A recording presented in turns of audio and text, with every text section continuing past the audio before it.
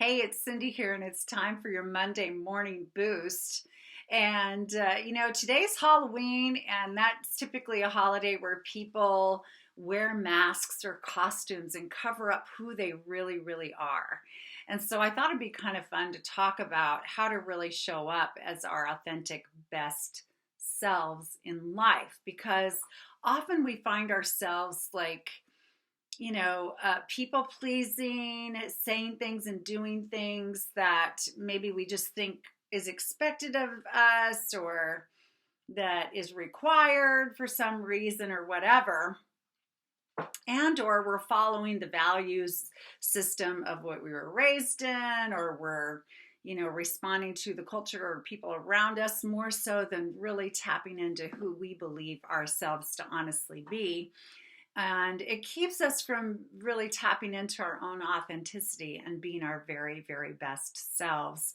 So how do we figure out who our best self even is, right? Well, I have 4 questions I want you to ask yourself to really make a determination or develop a vision for your best self. And the first question is, who do I want to be?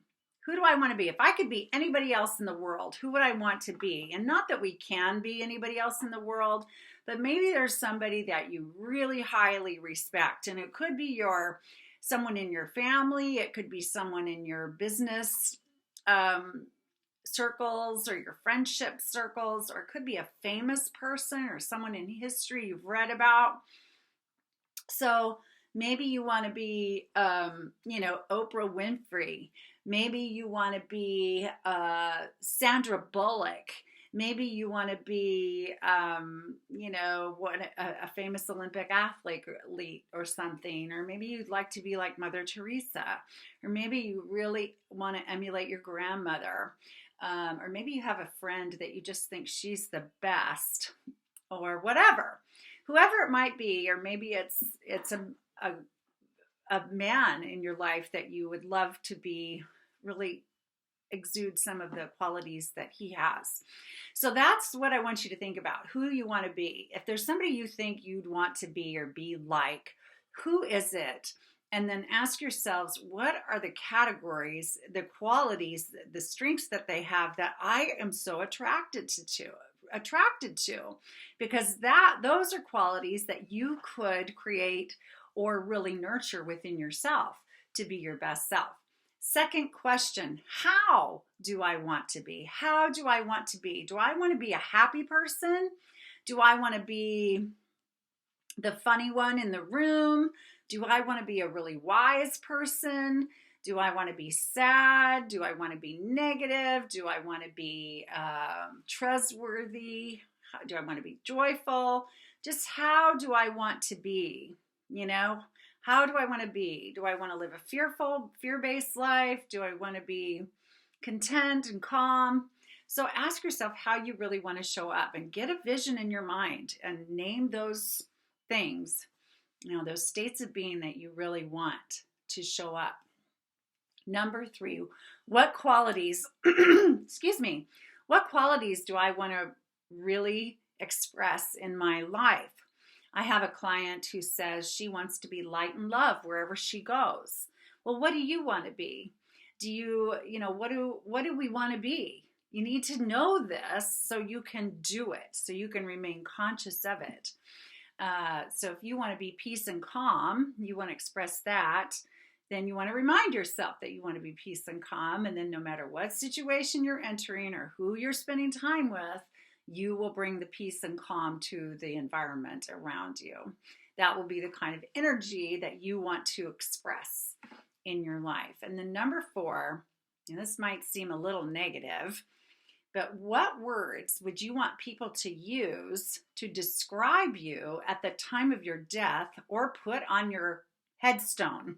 And you're like, wow, Cindy, you want to be the morbid one in the room? Congratulations, you now are. I'm not trying to be morbid at all. I'm trying to do a little forward thinking so we can make intentions now and set intentions now of how we really want to show up in our lives.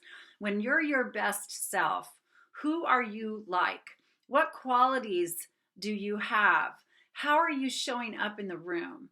How do you really want to be? What state of being do you want to be in?